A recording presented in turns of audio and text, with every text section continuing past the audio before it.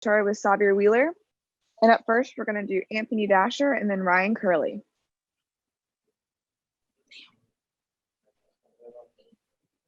Hey, Sahvir, good to see you tonight. Congratulations. I don't know if you knew this or not, probably don't, but coming into the game today, there hasn't been a single player in the ACC which has had 10 assists in the game. You've now done it 3 straight times. And just address that just a little bit if you would, and just how key that has been to really kind of get this offense going so far this year. Well, I didn't know it was 3 times in a row till after the game, but I think most of that is just a product of our offense, of Coach Crean constantly teaching pace, keep making the next play, the open guy gets the ball, and trusting your teammates. I mean, we've all put in the same amount of work every year. You can see some of the players just growing right in front of our eyes, like Tumani, Ty Fagan. I mean, those guys are playing at a really high level. PJ making shots today. And I think, and even Christian Brown, who had a big time game today. Mm-hmm. We saw some really good stuff out of him. And those 10 assists or those back-to-back double games is all a credit to them. But like I said, I guess I am the point guard. I'm the one who gets it running. But those are guys who finish the play, so they deserve as much credit as I do.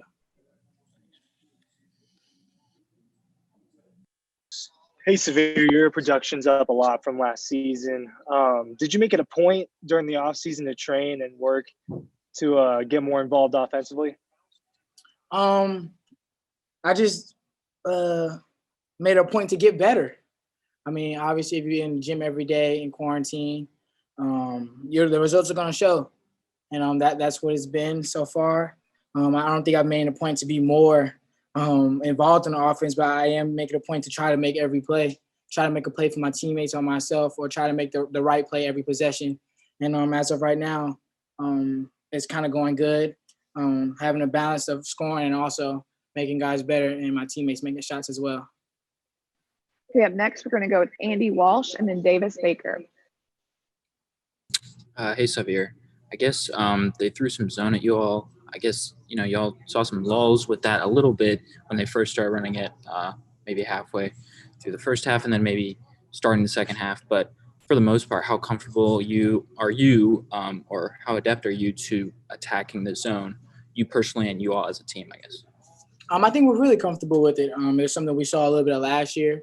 And I think we got players this year who are skilled and you can move pieces around. Like Coach Green, this isn't a position offense. This is interchangeable offense where the 1 could play the 5, the 2 could play the point, the 3 could play the 4, the 4 could play the 1.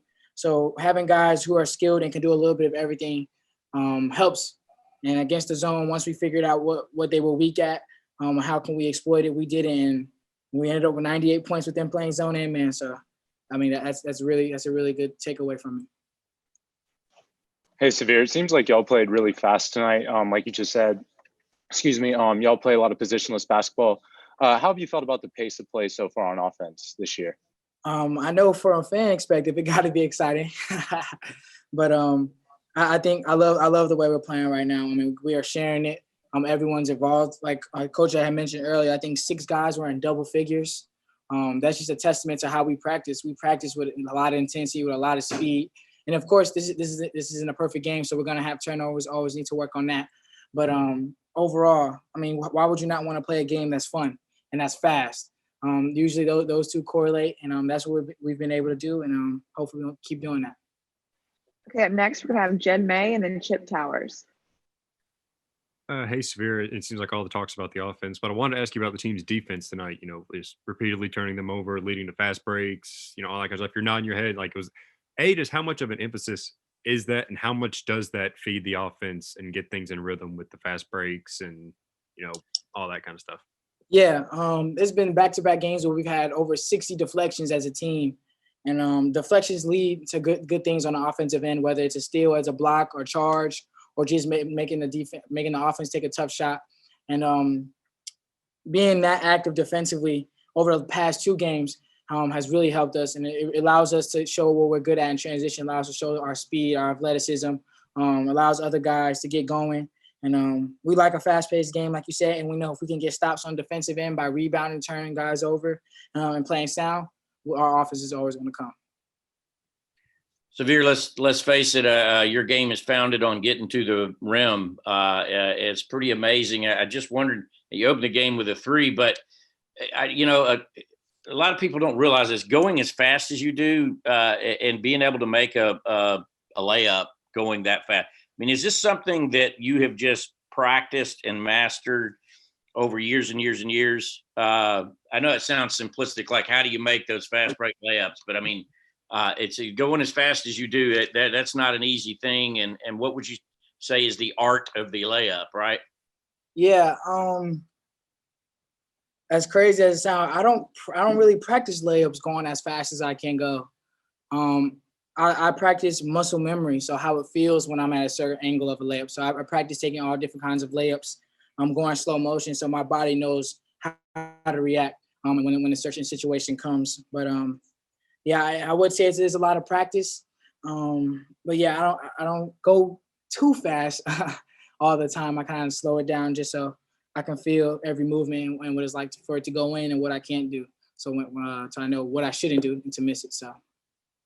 Thank you. Okay, last question is going to go to Palmer Tones. Yeah, Sahvir, y'all went on a 22-4 run in the second half. What was the atmosphere like amongst the team? Because it looked like, y'all couldn't be stopped. Oh man, that's great. That's great to hear that we couldn't be stopped. But I have to give all that credit to our bench and to our coaching staff. We were locked in the whole game. Coach McClain and the rest of the coaching staff really put together a great game plan, and they did a great job of reminding us, being vocal with us as we were being vocal with each other.